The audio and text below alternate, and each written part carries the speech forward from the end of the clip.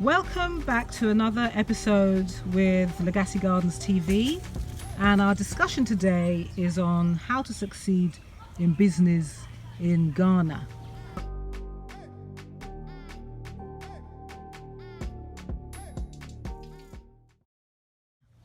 And with us today we have Accounts Officer Nash Sam. So thank you very much for joining us today, Accounts Officer Nash Sam. So could you just introduce yourself, tell us a little bit about your background? I'm a graduate of the University of Ghana. I studied accounting and sociology. That's my educational background. But I've also worked with different companies. We're subcontractors to the mines, Anglo Gold at Takwa. And I've also worked with Agreement, which is an agro-based company. And then I do accounting for small businesses such as Legacy Gardens, of course, and a law firm. And then also for a dental clinic at Tema. Yeah. So that's about me. Yeah. Lovely. So we'll start off today by talking a little bit about the challenges of doing business in Ghana, and especially for people who are planning on moving to Ghana and wanting to set up businesses here when they arrive. So we want them to know what are the challenges of doing business in Ghana, because obviously it's not the same as doing business in the US, Yes. or if you're moving to Ghana from Europe or the UK, it's very different. Yes. So what can you tell us about those challenges? Firstly, every business starts off with a capital, and raising capital in Ghana is a bit challenging. Bank rates are very high, and the individuals also are very, I should say, they hold back on giving money out because of how weak our economic system is. Sometimes we give money to people and they're not even able to pay back. So one of the biggest challenges is raising capital. That's one of it. And then also, I wouldn't say culture, but there are certain things like the way we perceive like time and other things. People that I've dealt with complain about the fact that their staff go to work at late, and me sometimes I'm also I'm also late as well. And I think it's something that has also to be looked at. Mm-hmm. Yeah, and it is to do with how we perceive time. Yes. You understand?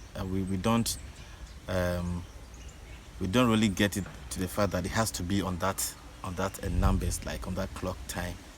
It's a challenge, but it's something that you can overcome, I think, with some training. Okay. Yeah, with some training and encouragement. You know, because it gets to a time when the systems are right, people would like to stick to the time. So that's one thing that I've observed. And also, people also complain about bureaucracy, like trying to get your documents to start your business. People used to complain a lot, but now, even though they've made the effort to reduce the time it takes to get your company registered and all that, I still believe that it's still a challenge. And you're talking about the Registrar General's Department, tax office, Ghana Investment Promotion Center. You understand? Mm-hmm. They have all these softwares trying to get people to move quick. But however, there's also an attitude problem with people sitting behind the computers. Oh. You understand? So that is another area that I would say you have to be patient and tolerant in order to, because you may lose your head, because you can't get, you understand why somebody wouldn't press the button to get your thing through. Mm-hmm. You understand? But I think if you are patient and also you engage the people, you find a way to politely explain to them why they should do what they have to do. I think you get it through. So despite the challenges of the bureaucracy, it's still possible to register your business and get going quite quickly when you arrive. Yes. Okay. Because what they are doing now is that they've even set up a desk of the tax office inside the Registrar General, whereby as soon as your company is registered, most of the things that you need to do at the tax office, you can do it right within the same premises. Okay. Yeah. So it's improving, but it won't be as excellent as other places. Yeah. And how easy would you say it is to recruit reliable, honest, hardworking Yes, I think that is very important. I would say that the first thing is you need people who are qualified to do the job. So you need somebody who is efficient at their skills. That's number one. And number two, people have their own backgrounds. You know, I would say generally, I mean, we have good Ghanaians. There are more good Ghanaians, but sometimes people get influenced at job places. You understand? So Influenced by what? What do you mean? there's so many kind of influence. It may be from home. It may be from their colleagues. You understand? Because people have different reasons why they are at a place. Somebody want to work. Yeah. Somebody just want to make money. You understand? Okay. Yeah, and some people also want acknowledgement, the fact that they've been able to deliver this. Yes. You know, so you have to be able to identify what motivates people to be at the workplace. That's number one. And then I would say it's very quite it's quite challenging to predict people's character, but there are certain traits, you know, that you use to assess people. You understand? One, how dedicated are they to the job? How often do they complain about the money they are not getting? You understand? I mean, do they care about how much profit you are making or losses you are making? You know, there are some basic ways to assess people's devotion to your enterprise. You know, because at random, I mean, anybody is good, anybody is bad. You understand? But then how you deal with people also counts. When you're trying to find reliable workers, reliable staff, Yeah. what's the best way to recruit staff? I would say that agency will give you qualified employees. But then if I want somebody, a confidant, I'd rather rely on a word of mouth. Because there's a way I can, you know, it's like we can trace them. You know, if there's an issue, you can talk to the person who introduced them to resolve it. You understand? So the challenges are less. Whereas from a recruitment agency, even though it's fast, I mean, it's independent, it also sets independence between you and the staff because there's no link.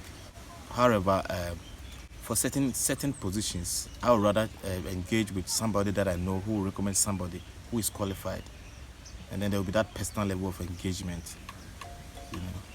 Apart from those challenges, can you tell us any other challenges there are in doing business in Ghana? Yeah, we have problems with infrastructure. Yeah. Let's say if you're doing large-scale industrial production, you need good roads and good transportation system. I mean, our railway system is not working at all, and that's a big challenge, you know. And they are even making efforts to construct more roads, but the existing ones are also not good, you know. So infrastructure is a very challenging thing. And things like getting reliable electricity, water, Wi-Fi. you know. Yeah, our network system, the internet is so bad. You know, even relative to other countries, we are good, Yeah. but we are not as better, you know, as it should be. You know, and moreover, the data too is expensive. You understand? Data is expensive. Like, I mean, an individual buying data from this telecom operators, you know, it's expensive compared to. So it doesn't really improve, you know, business performance. You know, is it still possible for someone to come from America or from the UK or somewhere in Europe and still succeed in business? Yes, of course. Okay, tell us Because, how. I mean, basically, I should say, to me, in the midst of challenges comes opportunities Yes. to bring success. That's number one. And number two, the challenges are well identified and efforts are being made to resolve them. So that is also a solution. It's one way. I mean, you never know. Maybe by the time you get here, all these problems are solved. Then you have your way, you know. And even complaining about the data and the internet, you see many companies finding ways to boost their own network. You understand? Because at my workplace, the internet was very good. You know, even though we subscribe to Vodafone, but they also have some inputs that made it efficient. That's number one. And I also believe Ghana is blessed with a talented human resource that if you train them well, they can deliver good. That's one key area. We have good human resource, you know. Okay. The livelihood is relatively cheaper, so which makes available a lower cost of human resource. Yeah. And I think it's key, you know. So what you lose on one side, you gain that's multiply exactly. on other sides. Yes, and Yeah. moreover, if you see those challenges as a way, as an opportunity also to resolve and then be successful, that is also an opponent for you. Okay, You excellent. know. So for those who are planning on coming to live in Ghana and do business, what kind of skills do you think they need to have? There are professional skills and then there are personal skills, Yes. I should say. Professionally, I mean, all the accountants and the doctors, I mean, they are there, but there's still more vacancies for people to get employed. And personally, I should say... I noticed you didn't say anything about lawyers. There's a lot of lawyers in Ghana. Yes, but then there's still more. We still need more. Really? Yeah. We need more because there are a lot of issues that go off. They just pass up, nobody tackles them. But if you have more lawyers, you understand? I mean, there will be a competition for cases. And in that sense, people will go for cases that would have otherwise slide off. Yeah, so we need more lawyers, I think. And more accountants. More accountants. Even accountants, we need more because what they have in the system is small. And they say they want to raise quality accountants. So they put in the structures like it's difficult to pass your exams. Yes. Unless you are very dedicated. So they put in those measures to make sure they raise very qualified accountants. So there are not that much accountants here. So there's still more vacancies here. So professional skills, you were saying the personal skills, I should say. You should be disciplined if you're a business person. And then two, you should have an open mind. Because one, Ghana is not like an original English country. There's a language barrier. So if you don't have an open mind, it's easy for you to misinterpret. That's one thing. So I think personally, I will encourage people to have open mind in their approach to business in Ghana. And moreover, they should be interactive. If you want to do business in Ghana, because the people are happy if you engage with them. So if you network and mingle and you mingle and you understand, it's a way they feel identified with you, and it's a way for them to patronize in your activities. And how important is it to be diplomatic in the way you speak with people? Because we know outside it's a different culture, there's different pressures and so on, and that develops a certain type of personality or character. Yes. So how important is it, the way you speak to people when you are here? Okay, let me say this. People, generally, everybody wants to be respected everywhere, not only in Ghana. So when people feel like they are being respected, they pay more attention to you, And as I said, because of the language barrier, it's easy for people to misinterpret what you are saying, So, and I don't think it's also, it's very boring to be going around saying, please, and beg you. It's very boring, So I will encourage people to, if possible, try and learn the local language in a way.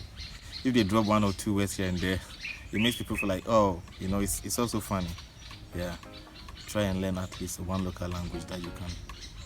You may not be proficient, but at least a way to drop one word to attract that attention that is necessary.